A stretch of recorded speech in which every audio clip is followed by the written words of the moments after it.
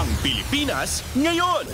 Narito na ang pinakamainit na mga balita na nakalap sa bawat sulok ng bansa. Ihahatid sa bawat Pilipino saan man kayo sa mundo. Ang Pilipinas ngayon. Pakinggan ang bawat kaganapan sa bawat lalawigan. Ito ang Pilipinas ngayon.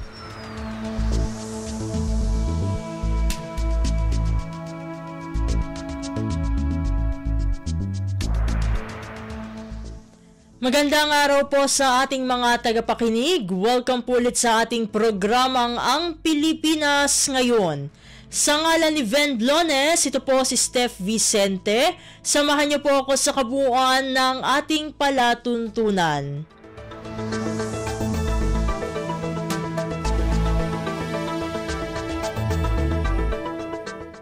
Tulad ng dati mapakikinggan po ang ulat ng ating mga kapatid na himpilan sa probinsya, ang ating mga segmentong balitang negosyo at kalakalan, balitang sports at balitang artista, maging ang ilan sa mga pangunahing balita mula dito sa ating bansa.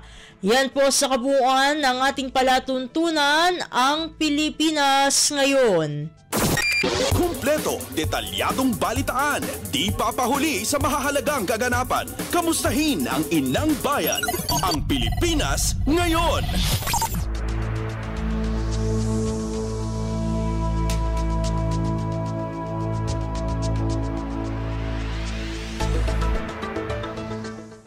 Sa mahahalagang balita, pinangunahan ni Pangulong Ferdinand R. Marcos Jr. ang paglulunsad ng Tesla Center Philippines sa Bonifacio Global City o BGC sa Taguig City nitong Lunes, Enero 20. Bumisita si Pangulong Marcos sa Tesla Center kung saan itinatampok ang Experience Center, Service Center, Delivery Center, headquarters at main office maging ang mga charging station nito.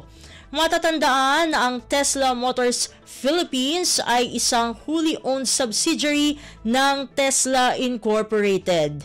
Narito naman ang kabuoang talumpati ni Pangulong Ferdinand R. Marcos Jr. sa naturang kaganapan. No one is more excited than I am at this launching of the Tesla Center in the Philippines. As many people know, I'm a bit of a motorhead.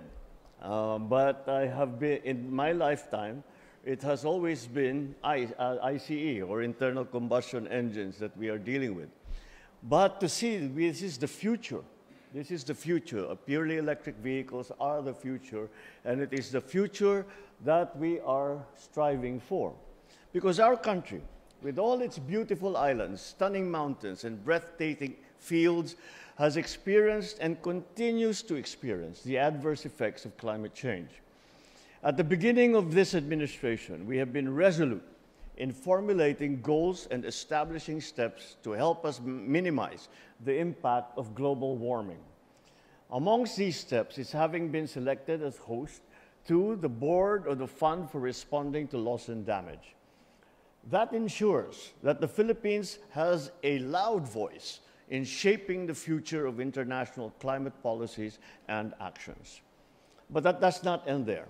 We recognize that to combat this faceless enemy, or at least to mitigate its effects, we must be equally aggressive and swift in our actions. We also move for a sustainable development in our transport system by reducing carbon emissions in our vehicles. So today, we mark another significant step in our fight against climate change. While it is true that electric vehicles are currently seen as premium products, Tesla's entry into the Philippines marks signals much more than high-tech cars on the road. It is a very significant step forward to our long-term transformation towards a more environmentally friendly transportation system. The government understands that transitioning to electric vehicles is a complex journey, one that requires vision and a great deal of strong and committed concrete action to make it practical, inclusive, and impactful for every Filipino. And this is why we have adopted and pursued strategic measures that reflect our commitment to enhancing sustainable transportation while meeting the needs of our communities. Under the Tax Reform for Acceleration and Inclusion, or TRAIN Act, excise taxes on battery electric vehicles have been removed, making these advanced technologies more competitive than other traditional options. The Electrical Vehicle Industry Development Act, or EVIDA, offers duty-free importation for charging stations, lower user fees for EV owners, and prioritized registration and traffic privileges. To reinforce these laws, we introduced additional measures to even concretize our commitment to clean energy.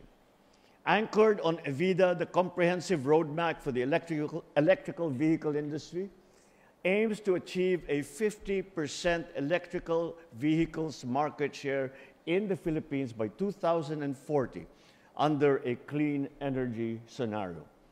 I have also issued Executive Order number 62, under which the tariff levels on four-wheel and motorcycle EVs, whether pure electric or hybrid, are reduced to zero until 2028.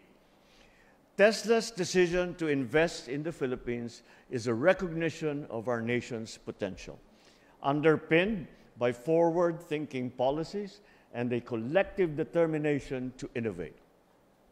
As Tesla lays the groundwork and as we invest in infrastructure and implement policies supporting the industry, competition will grow.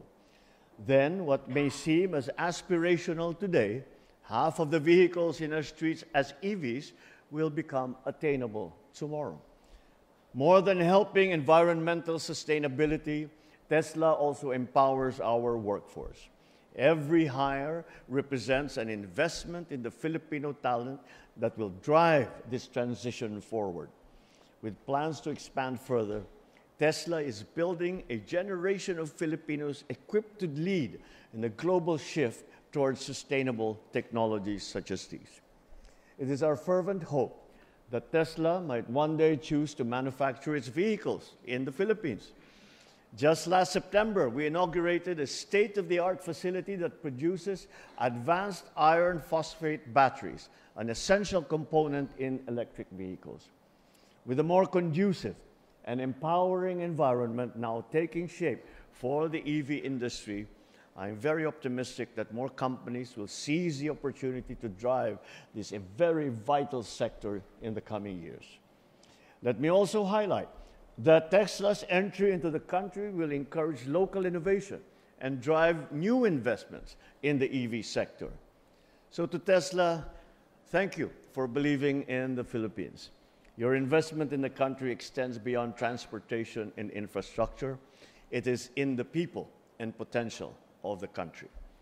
To the Filipino people, let us work together to ensure that this milestone runs parallel with our shared journey towards sustainability, inclusivity, and innovation. The path forward is ours to create bold, purposeful, and uniquely Filipino. Maraming salamat. Mabuhay ang bagong Pilipinas. Mabuhay kayong lahat.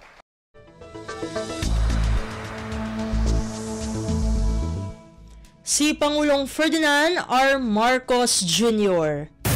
Pasada ng mga balita mula sa Pilipinas para sa mga Pilipino saan man sa mundo. Ang Pilipinas Ngayon.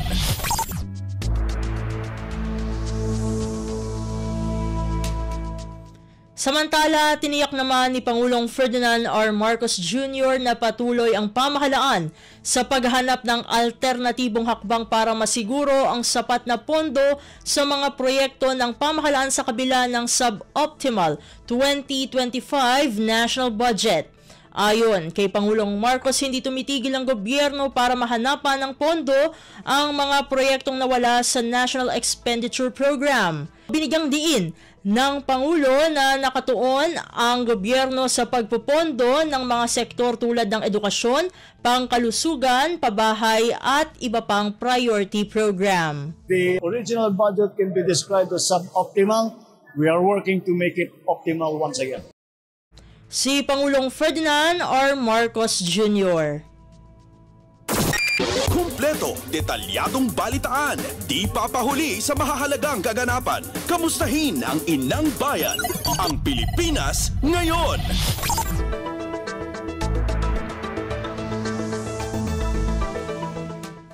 Sa iba pang mga balita, umalma ang Malacanang sa umano ay malisyosong pagpapakalat ng maling impormasyon sa pambansang pondo para sa taong ito. Sa isang pahayag, sinabi ni Executive Secretary Lucas Bersamin na masusing pinag-aralan ang bawat bahagi ng 2025 General Appropriations Act o GAA. Ang detalye ng balitang ito mula kay Alvin Baltazar. Umalma ang palasyo sa anay malisyosong pagpapakalat ng fake news hinggil sa umano'y blankong appropriation sa ilang bahagi ng 2025 national budget. Ayon kay Executive Secretary Lucas Bersamin, imposible na ang alinmang funding items ay iwanang blanko na siya namang ipinapakalat ng anay misinformed at malicious sources gaya ng isang dating naging presidente. Ang nasa may 4,057 pahina ng dalawang makakapal na volume ng GAA na may halos 60 linya sa bawat pahina, sabi ni Bersamin, ay masusing nirepaso ng daan-daang profesional na kawani mula sa Kongreso at DBM. Line by line scrutiny ang Bersamin ang iniyukol sa pambansang budget ngayong taon upang masigurong wala kahit isang discrepancy o pagkakaiba sa mga halagang inilaan sa 2025 GAA. Sino man anyang magsagawa ng kahalintulad ng pagsusuri sa 2025 national budget na maaari namang makita ng publiko sa website ng DBM ay tiyakan niya na magkakaroon din ng parehong konklusyon na walang anumang programa o aktibidad o proyekto na may blankong alokasyon sa makaingat na sinuring budget ngayong taon. Ang pagpapakalat ng ganitong misinformation o fake news, sabi ni Bersamin, ay tahasang mapanlin lang at nararapat na ituring na isang akto ng kriminal. Mula sa Malacanang, para sa Bagong Pilipinas, Alvin Baltazar, Radyo Pilipinas, Radyo Publiko. Pasada ng mga balita mula sa Pilipinas para sa mga Pilipino saan man sa mundo. Ang Pilipinas ngayon.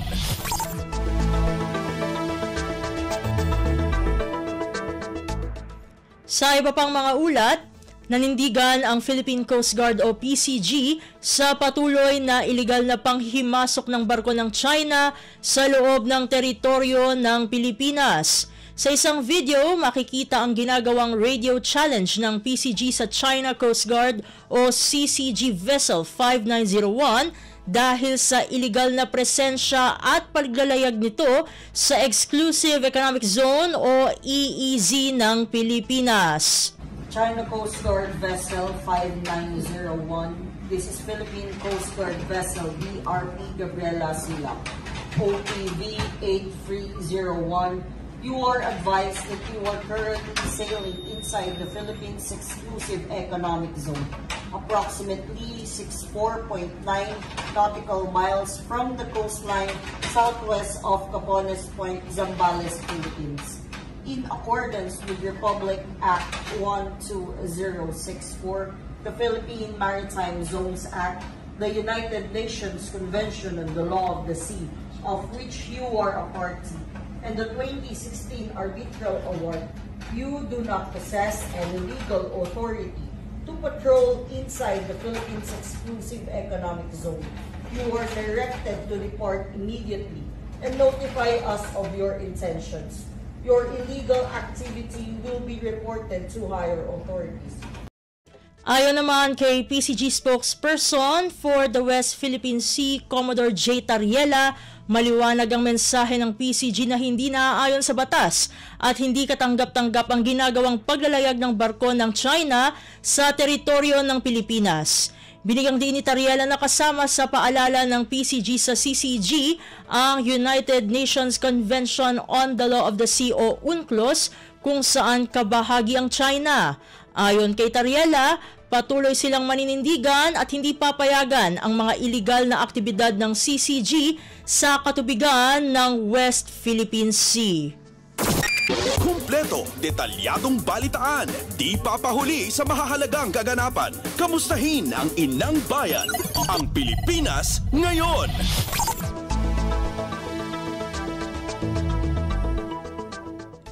Sa iba pang mga balita, nagpasalamat naman ang National Security Council o NSC sa publiko dahil sa pagkakaisa at tiwalang ibinibigay nito sa pamahalaan para igiit ang karapatan ng bansa sa West Philippine Sea o WPS. Ayon kay National Security Advisor Secretary Eduardo Anyo, sumasailalim ito sa nagkakaisang layunin ng bawat Pilipino na ipagtanggol at protektahan ang soberanya ng Pilipinas sa naturang karagatan. Ginawa ni Anyo ang pahayag kasunod ng lumabas na survey ng Okta Research kung saan 84% ng mga Pilipino ang sumusuporta sa hakbang ng pamahalaan na ipaglaban ang WPS. Binigyang diin pa ng kalihim na ang hakbang ng Pilipinas ay nakabatay sa Philippine Maritime Zones Law, Philippine Archipelagic Sea Lanes Law, gayon din sa United Nations Convention on the Law of the Sea o UNCLOS. Bukod sa mga nasabing batas, maaari ding isama ang naging panalo ng Pilipinas sa 2016 arbitration laban sa China na nagpawalang bisa sa 9-line claim nito. Pasada ng mga balita mula sa Pilipinas para sa mga Pilipino saan man sa mundo. Ang Pilipinas ngayon.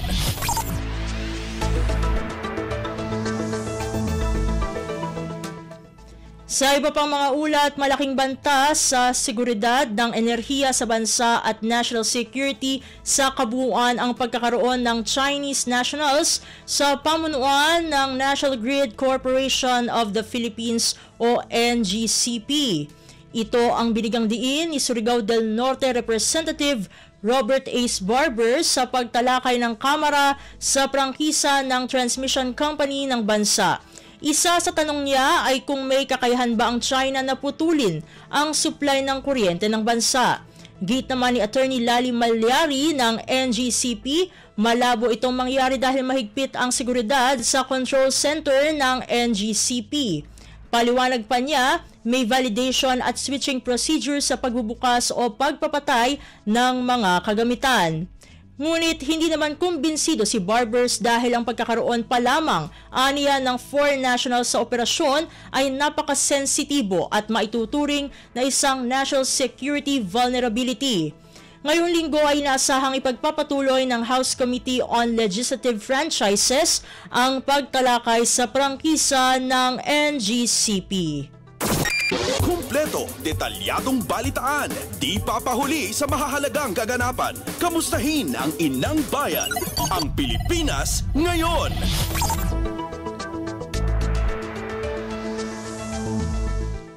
Samantala, pinababawi ng isang mambabatas ang pagpapatibay ng Adolescent Pregnancy Prevention Bill sa Kamara. Ayon kay Cagayan de Oro City Representative Rufus Rodriguez, dapat ibalik sa komite ang naaprubahang panukala upang masigurong sumusunod ito sa saligang batas at family code. Ang kabuang ulat mula kay Kathleen Forbes. Hinigayat ngayon ni Cagayan de Oro Representative Rufus Rodriguez ang Kamara na i-recall o bawiin ang pag-aproba nito sa panukalang Adolescent Pregnancy Prevention Bill. Binigyan din ni Rodriguez na dapat ibalik sa komite ang naaprobahang panukala noong September 5, 2023 at magsagawa ng dagdag na mga pagdinig upang matiyak na naaayon ito sa saligang batas at family code. Ilan anya sa mga nilabag na probisyon ng panukala: ang Article 15 Section 2 Paragraph 1 at Section 3 Paragraph 4 ng saligang batas at Articles 209 at 220 ng Family Code. Deceptive o mapandin lang din anya ang title ng panukalang batas na nagsasabi na para ito pigilan ang paglaganap ng teenage pregnancy. Ngunit kung babasahin ang laman ay pagsasabatas sa comprehensive sexual education. Punto pa naman babatas, inaalis nito ang natural right and duty ng mga magulang sa kanilang unemancipated na mga anak na sila ay alagaan at gabayan. Mula Kamara para sa Bagong Pilipinas, Kathleen Forbes, Radyo Pilipinas, Radyo Publiko. Pasada ng mga balita mula sa Pilipinas para sa mga Pilipino saan man sa mundo. Ang Pilipinas ngayon.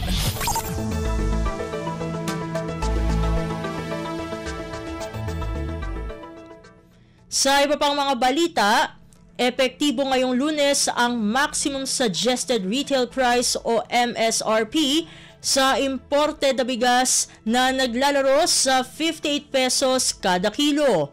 Kaugnay nito, nakatutok ngayon ang Department of Agriculture o DA sa implementasyon ng nasabing MSRP. Ang kabuang ulat ihahatid naman sa atin ni Mary Ann Bastasa.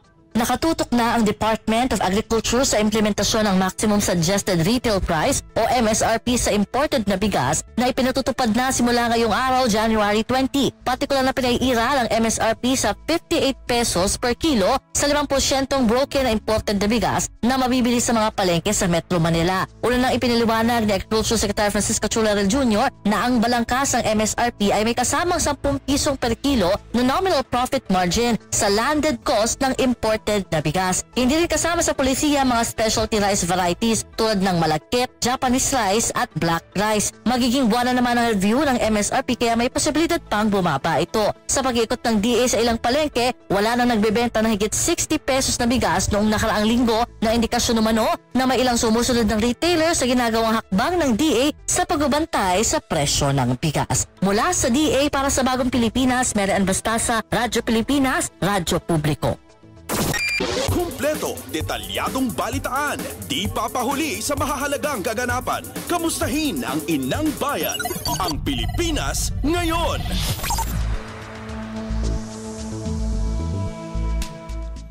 Samantala, kakasuhan ng Department of Migrant Workers o DMW ang employer ng nasawing overseas Filipino worker o OFW na si Jenny Alvarado sa Kuwait dahil sa kapabayaan.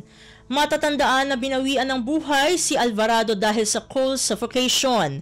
Ang detalye ng balitang ito mula kay J. Mark Dagala. Tutuluyan ng kasuhan ng Department of Migrant Workers ang employer ng OFW na si Jenny Alvarado sa Kuwait dahil sa kapabayaan nito matapos masawi ang binibini dahil sa suffocation. Ayon kay Migrant Workers Secretary Hans Leo Kakdak, hinintay na lamang nila ang resulta ng autopsy report. Subalit iginit nito na kanilang pangako sa pamilya Alvarado na pananagutin nila ang employer nito. Git ni Kakdak, pananagutan ng employer ang kaligtasan at kapakanan ng mga empleyado nito, partikular na rito anya ang mga kasambahay na nasa ilalim ng kanilang pangangalaga. Magungunitang nasawi si Jenny dahil sa suffocation kasama ang Nepalese at Sri Lanka na katrabaho nito sa lugar na kanilang pinagkatrabahuan sa Kuwait noong Enero 2. Bukod sa employer, sinabi rin ni Kakdak na pinag-aaralan din nilang maghain ng reklamo laban sa courier o service provider na nagdala ng maling bangkay ni Jenny sa pamilya nito na siyang lalong nagdagdag sa kanilang pagdadalamhati. Para sa Bagong Pilipinas, J. Mark Dagala, Radyo Pilipinas, Radyo Publiko. Pasada ng mga balita mula sa Pilipinas para sa mga Pilipino saan man sa mundo. Ang Pilipinas ngayon.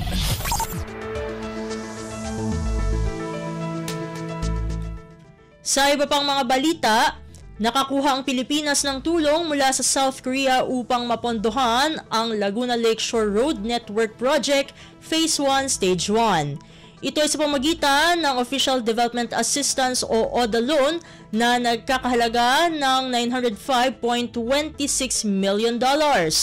Ang detalye ng balitang ito mula kay Michael Rogas. Matagumpay na nakakuha ang Pilipinas na Official Development Assistance Loan mula sa Republic of Korea sa pamamagitan ng Export-Import Bank of Korea o QESM para puntuhan ang Laguna Lakeshore Road Network Project Phase 1 Stage 1. Ang naturang loan ay nagkakahalaga ng $905.26 million para tustusan ang implementasyon ng flagship project sa ilalim ng Build Better More program ni President Ferdinand R. Marcos Jr. na naglalayong itaguyod ang infrastruktura, paunlarin ang pagdudugtong ng mga lugar para mapaulad ang ekonomiya. Noong Biyernes, January 17, 2025, matagumpay na nakuha ng Department of Finance ang naturang loan matapos pumirma sa Memorandum of Agreement na dinaluhan din ng mga kinatawan mula sa QESM. Sabi ng DPWH, mahalagang pagpapaulad sa Laguna Lake dahil makapagbibigay ito ng mas mabilis na pag-usad ng ekonomiya sa koridor na siyang vital region para sa national growth at regional integration. Solusyon din daw ang proyektong ito sa malalang traffic sa South Luzon Expressway at makapagbibigay ng mabilis at konbinyenteng biyahe, pagpapalakas ang turismo sa paligid ng National Capital Region,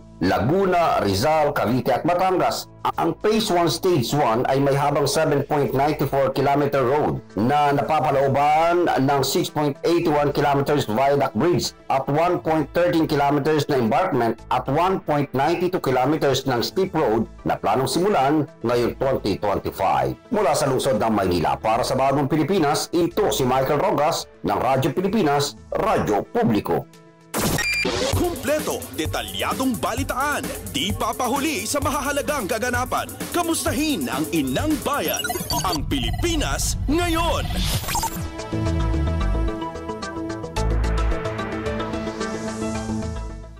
At iyan ang mga maiinit na balita para sa araw na ito. Samantala, ating antabayanan ng mga ulat mula sa ating mga kapatid na himpilan sa probinsya para sa Regional News. Balita mula sa lalawigan sa bawat rehiyon ng ating bayan. Dito sa Ang Pilipinas Ngayon.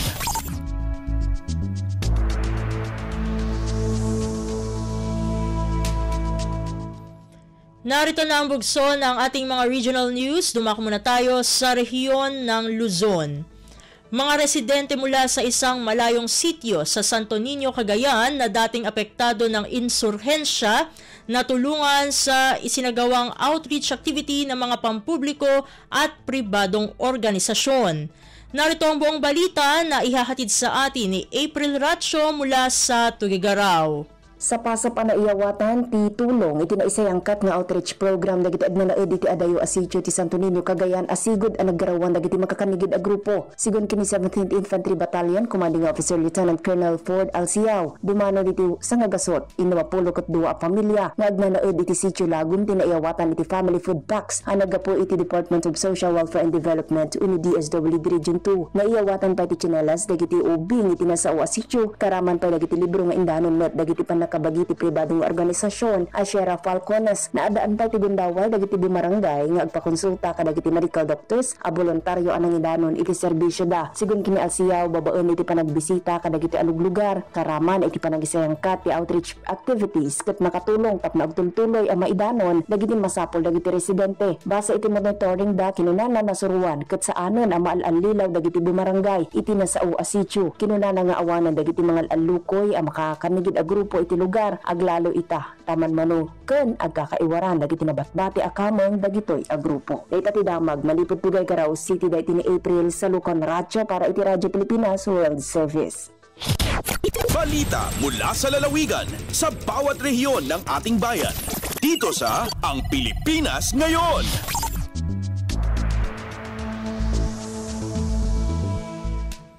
Inyong napakinggan ang ulat ni April Ratio mula sa Tuguegarao. Dakuy naman natin ang Baguio City, kauna-unahang kaso ng Mpox na itala sa Baguio City. Ang kabuang ulat ihahatid naman sa atin ni Jong Munar.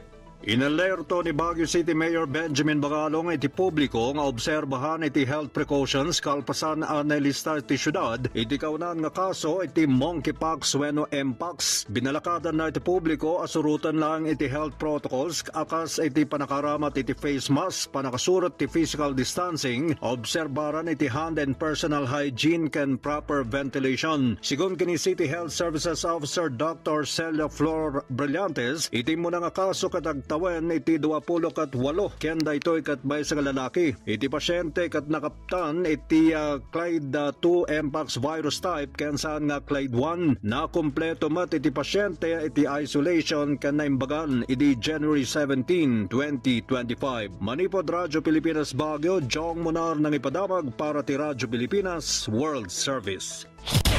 Balita mula sa lalawigan sa bawat rehiyon ng ating bayan. Dito sa Ang Pilipinas Ngayon.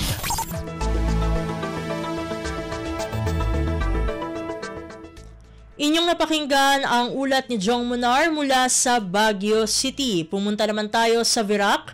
Aerial survey isinagawa para sa patuloy na paghahanap ng mga nawawala pa ring mangisda sa Catanduanes. Narito si Juris de la Rosa para sa balita. Bilang parte kan mga lakdang para makuha ang mga nawawarang parasila, nagsagibon in aerial survey kaso nakaaging aldaw duman sa Banwaanin Pandan. Pinanginotan ang survey kan Pandan Disaster Risk Reduction and Management Office katabang ang lokal na gobyerno nin Catanduanes sa paagi kan Provincial Disaster Risk Reduction and Management Office pati na kan Office of Civil Defense Region 5. Matapos na mai-report ang pagkawara kan mga parasila, tulos na nakipag-ulay ang lokal na gobyerno nin Pandan ki Governor Joseph Cua MACOA na iyuan nagsumite din request sa OCD Bicol para sa aerial search. Kaiba sa operasyon ang Philippine National Police, Bureau of Fire Protection, Philippine Army asin iba pang ahensya. Padagos ngunyan ang pagsisikap kan mga nabanggitan na mga ahensya para mahanap ang kinamumugtakan kan 8 pa na mga nawawarang parasila sa Catanduanes. Halivera Catanduanes, Juris de la Rosa para sa Radyo Pilipinas World Service. Balita mula sa lalawigan sa bawat rehiyon ng ating bayan. Dito sa Ang Pilipinas Ngayon.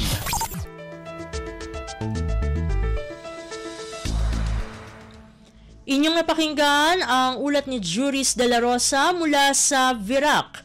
Dumako na tayo ngayon sa rehiyon ng Kabisayaan. 12 out-of-town contingents mula Luzon, Visayas at Mindanao nakiisa sa Sinulog Festival 2025 sa Cebu. Atin naman pakinggan ang balita ni Jessa Aguailanan mula sa Cebu.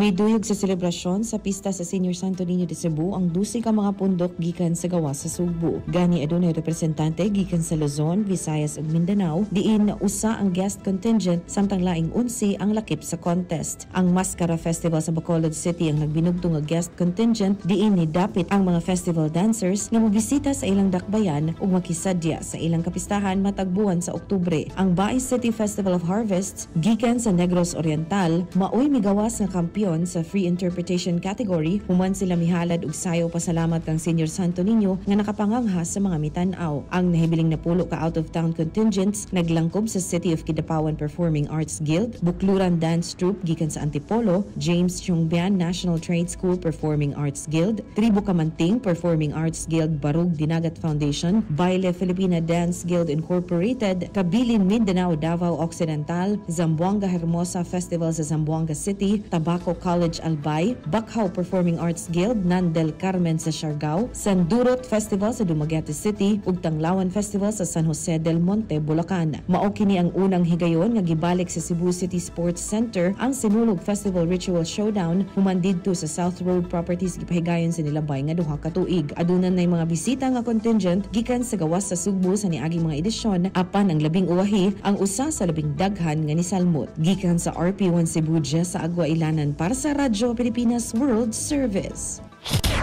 Balita mula sa lalawigan sa bawat rehiyon ng ating bayan. Dito sa Ang Pilipinas Ngayon.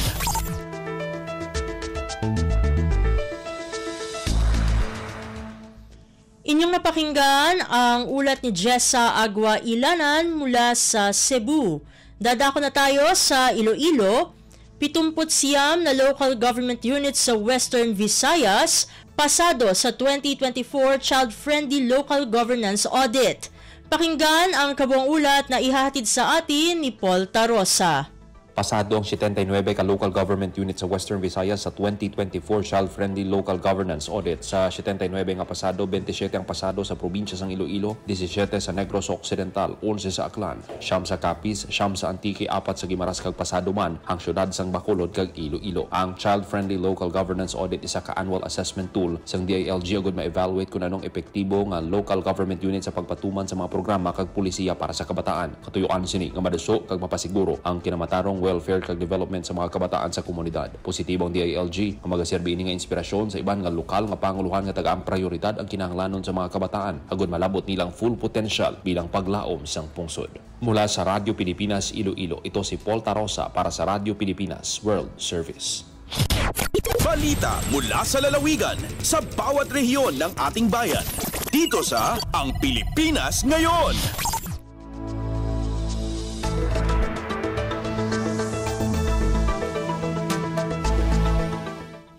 Inyong napakinggan ang ulat ni Paul Tarosa mula sa Iloilo. Dumako na tayo sa rehiyon ng Mindanao. Mahigit 30,000 Dabawenyo natanggap sa trabaho sa taong 2024 sa pamagitan ng mga programa ng PESO. Narito si Maselda Salya para sa balita mula sa Davao. Mukabat sa kapin 30,000 ka mga Davaoenyo ang nahatagan og trabaho sa tuig 2024 sumala sa Davao City Public Employment Services Office kun PESO. Matud kang PESO Manager Lilibeth Pantinople, ana sa kinatibuk ang 33,128 job seekers ang nadawat sa trabaho, diin 32,553 dinhi ana sa pribadong kumpanya samtang 575 usab ang sa overseas. Dugang ni Pantinople nga lakip sa kinatibuk ang ihap ang mga naapil sa tupad mga programa sa PESO og 42 ka job fairs nga gipahigayon sa tibok tuig. Naglaom usab si Pantinople nga sa uning tuiga adunay Barangay Employment Services Office din dakong tabang kini aron nga mahatod ang mga impormasyon may kalabutan sa mga bakanteng trabaho ngadto sa mga lagyong barangay sa syudad. Mula rito sa Radyo Pilipinas Davao, Marcel Mamontasalia para sa Radyo Pilipinas World Service. Balita mula sa lalawigan sa bawat rehiyon ng ating bayan. Dito sa Ang Pilipinas Ngayon.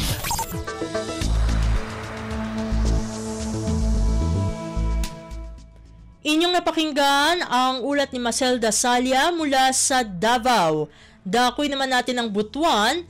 Implementasyon ng Project Lawa at binhi ng Department of Social Welfare and Development o DSWD sa Caraga Region pinaghahandaan. Courtesy call sa mga LGU isinagawa upang masiguro na akma ang ilalapat na mga proyekto. Ang kabuang ulat ihahatid naman sa atin ni Jocelyn Morano. Mukabat sa 293 ka mga proyekto ilam sa Project Lawa at binhi ang malampusong na implementar sa 26 ka mga lugar sa rehiyong Caraga sa miaging tuig ug na benepisyohan kini sa 7,330 partner beneficiaries. Karon tuiga, gipangandaman nagmaayo sa Department of Social Welfare and Development kun DSWD Caraga ang laing hugna sa implementasyon sa Project Lawa at binhi. Aron lig-on ang kolaborasyon alang sa hapsay ug dunay bilis sa komunidad nga ipatuman unyang mga proyekto. Serye sa courtesy call sa nagkadiyang partner provincial o local government unit sa Caraga Region ang gilihok sa miaging semana sa DSWD Caraga. Ang Project Lawa at binhi kon local adaptation to water access and breaking insufficiency through nutritious harvest for the impoverished mo'y usa sa mga proactive efforts nga gihimo sa DSWD sa tinguha nga matubag ug masulbad ang kakulangon sa tubig, mainom, ingon man pagkaon, pinaagi sa pagbubuo og proyektong pang-agrikultural aron matabangan ilabi na kadto mga disaster-prone communities. Gikan sa RP Butuan, kini si Jocelyn Morano para sa Radyo Pilipinas World Service. Balita mula sa lalawigan sa bawat rehiyon ng ating bayan. Dito sa Ang Pilipinas Ngayon.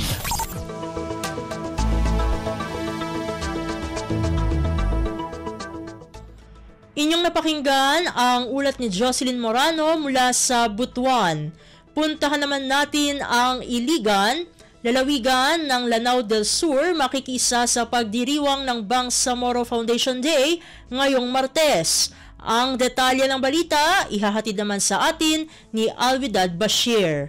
Ini-declare ang Bangsamoro Autonomous Region in Muslim Mindanao Sugowi Mapita Asyalasa, January 21, 2025, a regular non-working holiday para kukapsilibrita ko Bangsamoro Foundation Day. Giyang kaya Provincial Government of Lanao del Sur na ini-announce sira na pud kukapagaditiran kukaptedutadumiko kiatunga o Bangsamoro na iniritiran sa pangitaba na Bangsamoro Autonomy Act No. 39 anta kaso Bangsamoro Holidays Act of 2023. Mananian, dadaklas ko mga eskwelahan nagululakban sa mga opisina tano sa Intero Marawi City, Agulano del Sur, sa mga ingad sa Giyang Kaiyadwa District, Mapita Alungan na sala sa mga public ag private institution ag mga offices sa 1st and 2nd District kaingad Teno, Alano del Sur. Detalyan mambunag yung mga peda-probinsya mapapadalam sa Bangsamoro Autonomous Region in Muslim Mindanao. Sa Dataraya Aokit na mapakiilay o mga bangsa tano sukalay arga o kaptedmi kupon po na nagyang kaiya gobyerno tano abang Samoro. Mula sa RP1 Iligan, Alvidad Bashir para sa Radyo Pilipinas World Service. Balita mula sa lalawigan sa bawat rehiyon ng ating bayan. Dito sa Ang Pilipinas Ngayon.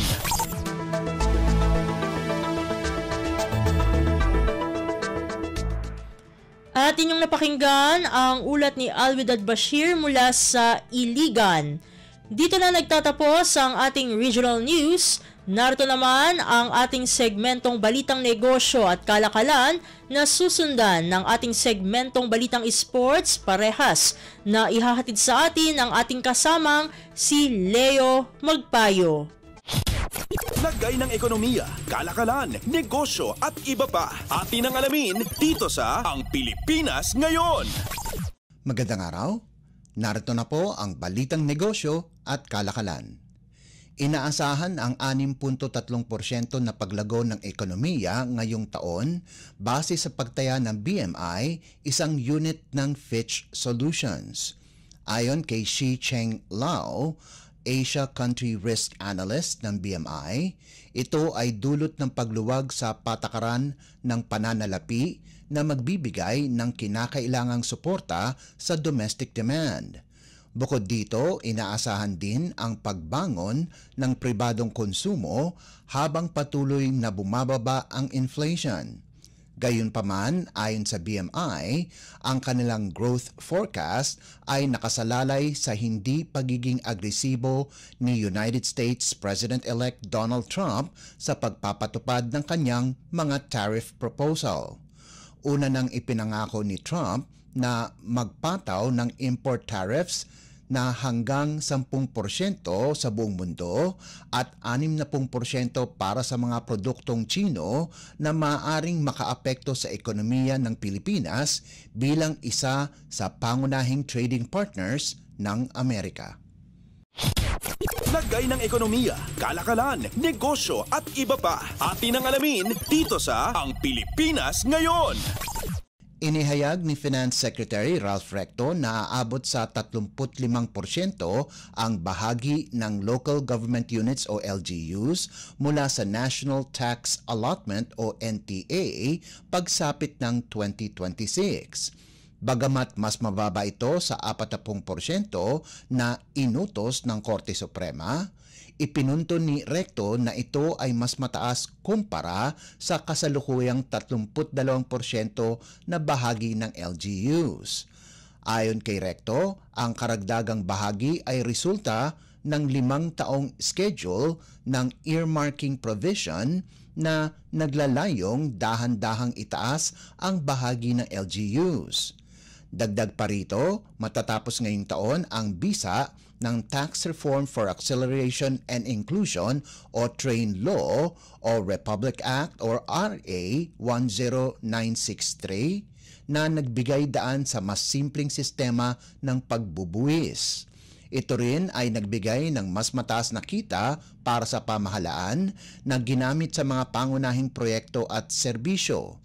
Tiniyak ni Recto na walang nasasakripisyo sa bahagi ng LGUs at nananatiling bukas at transparent ang Department of Finance o DOF sa pagsunod sa Mandanas-Garcia ruling na itinakda ng Korte Suprema. Giit ng kalihim, walang nalalamangan dito kasabay ng pagtitiyak na maayos ang kalkulasyon sa pamamahagi ng pondo para sa mga LGU. Lagay ng ekonomiya, kalakalan, negosyo at iba pa. Atin ang alamin dito sa Ang Pilipinas Ngayon. Sa paglahok ng Pilipinas sa Abu Dhabi Sustainability Week 2025 na isinagawa nitong Enero 12 hanggang 18 ay nalagdaan ang 2 makasaysayang kasunduan upang palawakin ang mga proyekto ng renewable energy sa bansa. Dito nilagdaan ng Department of Energy o DOE at Board of Investments o BOI ng Pilipinas ang kasunduan kasama ang Masdar ng Abu Dhabi na naglalayong magtayo ng hanggang 10 gigawatts na renewable energy capacity sa bansa sa susunod na dekada. Ang investment na aabot sa 15 bilyong dolyar ay tututok sa solar, wind at battery storage systems. Pinangunahan ni DOE Undersecretary Rowena Cristina Guevara at Masdar Chief Executive Officer Mohamed Jamil Al-Ramahi ang pirmahan ng kasunduan na layong mag-develop ng 1 gigawatt renewable energy bago ang taong 2030, habang ang BOI naman ay pumirma ng Memorandum of Understanding o MOU para sa karagdagang oportunidad sa pamumuhunan. Ayon kay Philippine Ambassador Alfonso Ver, isang mahalagang hakbang ito sa pagtibay ng relasyon ng Pilipinas at United Arab Emirates o UAE na makatutulong sa sustainable development at ekonomiya ng bansa. Samantala, ipinahayag din ni Energy Secretary Rafael Lotilla na ang kasunduan ay bahagi ng Energy Transition Cooperation na nilagdaan noong Nobyembre 2024 sa pagbisita ni Pangulong Ferdinand R. Marcos Jr. sa UAE. Ang nasabing mga kasunduan din ay marka sa pagpasok ng masdar ng UAE sa sektor ng renewable energy sa Pilipinas na bahagi ng Timog Silangang Asya, kung saan isa ito sa mahalagang destinasyon ng pamumuhunan para sa kumpanya gaya sa mga bansa ng Indonesia at Malaysia. Lagay ng ekonomiya, kalakalan, negosyo at iba pa. Atin ang alamin dito sa Ang Pilipinas Ngayon. At para naman sa sports balita, updates at pinakahuling mga usapin sa mundo ng palakasan. Atin ang pakinggan dito sa Ang Pilipinas Ngayon. Naibalik ni Robert Bullock ang kanyang forma habang nagpakitang gilas si Jonel Policarpio para takasan ng NLEX ang Phoenix 108-94 sa PBA Season 49 Commissioner's Cup nitong linggo na ginanap sa Inares Center sa Antipolo City. Nalimitahan lamang sa 4 na puntos si Bullock sa kanilang huling laro laban sa Token Tex dahil sa sakit, subalit ngayon ay pinangunahan niya ang Road Warriors sa nagawa nitong 26 na puntos, sahog pa ang 9 na assist at 5 rebounds, habang nagtapos si Policarpio ng may 17 markers, 9 na boards at 1 assist para punan ang pagkawala ni Kevin Alas. Dahil sa panalo, nahinto ng NLEX ang 5 larong magkakasunod na pagkatalo para pagandahin ang kanilang record sa 4-6 para buhayin ang kanilang pag-asa na makapasok sa playoffs, habang bumagsak sa 3-7 naman ang Fuel Masters. Nagtapos naman ng may impresibong double-double si import Mike Watkins na may 22 puntos at 18 rebounds, habang nagambag si Robert Herndon ng may 15 puntos na lahat ay galing sa 3-point range. Si Donovan Smith naman ang nanguna sa Phoenix sa naitala nitong 36 na puntos, 14 na rebounds, 3 assists at 2 tapal, habang nakapagrehistro si Richie Rivero ng 13 markers, 2 boards, 2 assists at 1 steal. Updates at pinakahuling mga usapin sa mundo ng palakasan. Atin ang pakinggan dito sa Ang Pilipinas Ngayon. Samantala, sinabi ni Troy Rosario na masaya siya at nakatanggap muli ito ng tawag para maglaro sa Gilas Pilipinas. Kinuha si Rosario para maglaro sa national team dahil sa pagkawala ni Nakai Soto at Kevin Kiambao na nagtamo ng mga injury sa Japan B-League at Korean Basketball League ayon sa pagkakasunod. Bukod sa pagtawag, gusto din na bumawi ni Rosario noong siya'y huling naglaro para sa national team. Noong 2022 Southeast Asian Games ay pumangalawa lamang ang Pilipinas sa basketball, 3 beses lamang ito na nangyari sa kasaysayan ng SEA Games. Una nang nagulat ang Barangay Ginebra big man sa pagtawag sa kanya ni Gilas head coach Tim Cone at sinabing siguro kailangan siya sa depensa o kung anuman para idagdag sa koponan. Umaasa si Rosario na kaya niya pang makipagsabayan sa mga mas nakababatang miyembro ng Gilas at excited na din itong makalaro sina Carl Tamayo at AJ Edu. Updates at pinakahuling mga usapin sa mundo ng palakasan. Atin ang pakinggan dito sa Ang Pilipinas Ngayon. Aalis na ng Stags si Paeng Are pagkaraang magdesisyon ang guard na ipagpaliban ang kanyang huling taon sa San Sebastian College Recoletos sa NCAA. Kinumpirma ito ni San Sebastian head coach Arvin Bonleon at sinabing ipinaalam sa kanya ang desisyon noong Enero 15 na balak ni Are na maglaro bilang profesional. Ibinahagi ni Bonleon na dapat aalis na si Are noong isang taon pa para maging profesional, subalit nanatili ang 5'8" guard para pangunahan ang koponan sa kampanya nito sa Season 100 kung saan nakapagtala ang Stags ng 6 na panalo laban sa 12 talo para magtapos sa ika-9 na pwesto.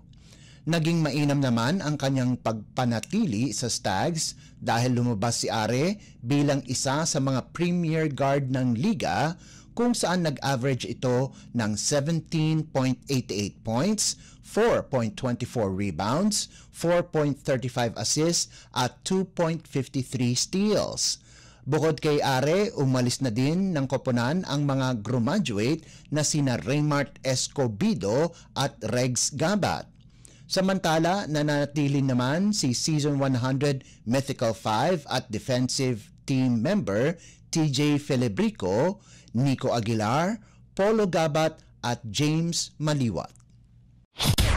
Updates at pinakahuling mga usapin sa mundo ng palakasan. Atin ang pakinggan dito sa Ang Pilipinas Ngayon. At yan ang pinakahuling balita sa larangan ng palakasan. Para sa Radyo Pilipinas World Service, ito po si Leo Magpayo. Magandang araw. Updates at pinakahuling mga usapin sa mundo ng palakasan. Atin ang pakinggan dito sa Ang Pilipinas Ngayon.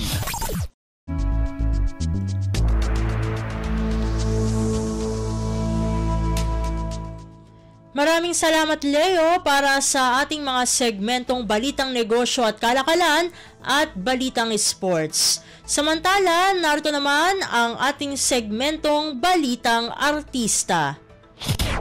Ang latest, ang hottest sa showbiz and entertainment. Heto na sa Ang Pilipinas Ngayon.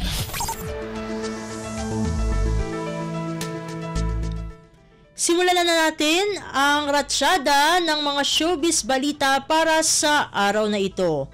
Magandang pasok ng 2025 para kay Nikki Valdez dahil nakasama siya sa malaking cast ng Lolong, Bayani ng Bayan ng GMA Public Affairs. Sa naganap na Grand MediaCon para sa Season 2 ng naturang action series, nagpapasalamat ang kapamilya actress sa pagkakataong makapagtrabaho ulit sa Kapuso Network after ng 2023 teleserye na Unbreak My Heart, ang first series collaboration ng GMA7 at ABS-CBN2. Quote and unquote, nakakatuwa lang kasi the inquiry came through Star Magic, so at least ito may chance na makalipat-lipat ng network. I mean, lahat naman tayo, doon lang tayo kung saan may trabaho. Saka noon, nung nagsisimula ako, nakakalipat-lipat naman ako, nakapag-guest na ako sa GMA noon. So this is the beauty of, being able to transfer networks now, and sobrang bait nila sa akin kaya wala akong masabi. I mean, okay rin naman sa ABS, but syempre, kumbaga ako, alien ako dito pero never naparamdam sa akin na, you don't belong here or you're not welcome. Sobrang friendly nila talaga. At saka kami namang mga artista, magkakaibang bakod man kami nagtatrabaho, pero magkakaibigan naman kami. Kasi isa lang ang mundo na ginagalawan natin, tayo-tayo lang yung nakikita, diba? Yan ang sabi pa ni Nikki. Ang latest, ang hottest sa showbiz and entertainment. Heto na sa Ang Pilipinas Ngayon. Samantala, mas matibay pa ang relasyon ngayon ni Robby Domingo sa kanyang misis at lagi siyang nakaalalay kahit malaking-malaki na aniya ang improvement ng kalagayan ni Mikey Pineda. Sabi nga ni Robby, quote and unquote, I would say palagi kong ginagampanan ang responsibilidad ko bilang asawa, like even right now, the fact na hinahawakan ko pa rin yung ring kahit anong mangyari. Parang lahat ng gawin ko ngayon, it's always for us. So yun yung masasabi kong doing my part as a husband. And also, when I go home, wala po kaming house help. So ever since na nagpakasal po kami kaming dalawa lang at mas napagtibay yon sa relationship namin. At dami-dami raw niya talagang natutunan sa pinagdadaanan nila ng kanyang misis. Dagdag na kwento ni Robbie, quote and unquote, first few months of the relationship, of the marriage, akala ko, well, usually people would say, ay, enjoy na yan, trips kayo palagi. Yung trips namin sa hospital, especially during the first months of her recovery, and I'm so grateful for it kasi ang dami kong natutunan sa sarili ko, sa kanya, at sa aming dalawa. Kakarating lang nilang mag-asawa galing ng Japan. Sabi ni Robbie, quote and unquote, kaya nga natatawa na lang ako, we had 4 big maleta going around Sapporo. Yan, aniya, na parang honeymoon na rin nila yon, lalo na nga raw at sobrang lamig. Ang latest, ang hottest sa showbiz and entertainment. Heto na sa Ang Pilipinas Ngayon.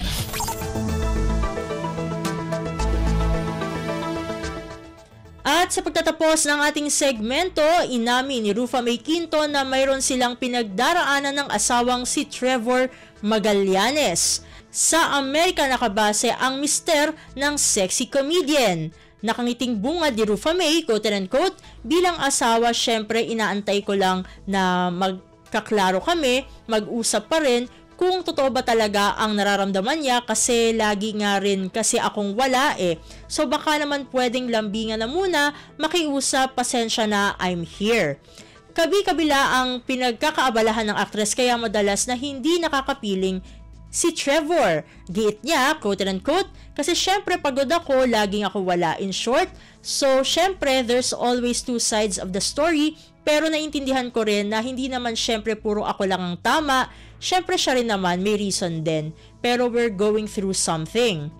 Tatanggapin umano ni Rufa May ng maluwag sa dibdib kapag desididong makipaghiwalay na ang mister. Sa ngayon ay wala pang naghahain ng divorce mula sa magkabilang panig. Sabi nga ni Rufa May, quote and unquote, kasi kung ayaw na rin naman niya, bakit ko hindi respetuhin yon. Pero yung legalities sa mga file, walang file ng divorce, walang nag-file. Kasi ang dami ko ng file sa kaso, ang dami ng nag-file. Ayoko munang mag-file ng divorce kasi dito rin naman kasi kami kinasal sa Pinas. So hindi ko rin alam kung ano ang gagawin. Masyadong masakit pa, may anak din kami na nagsabi, when our family will be together daw. Sabi ko na lang, wala eh. Ang hirap sagutin, di ba? Yun nga ang say ng aktres. Ang latest, ang hottest sa showbiz and entertainment. Heto na sa Ang Pilipinas Ngayon.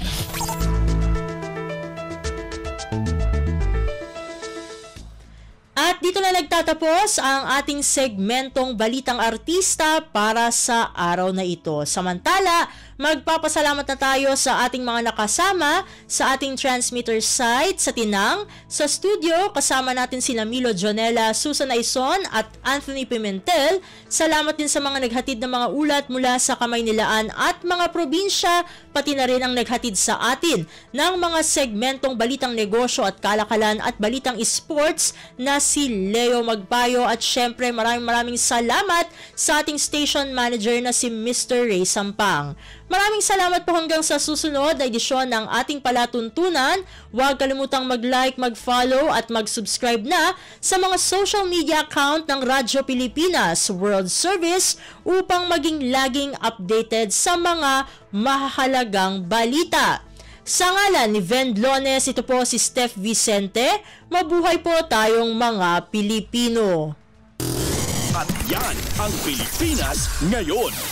Muling samahan si Ven Blones sa parehong oras at alamin ang pinakahuling mga kaganapan at balita saan man kayo naroon. Ang Pilipinas Ngayon.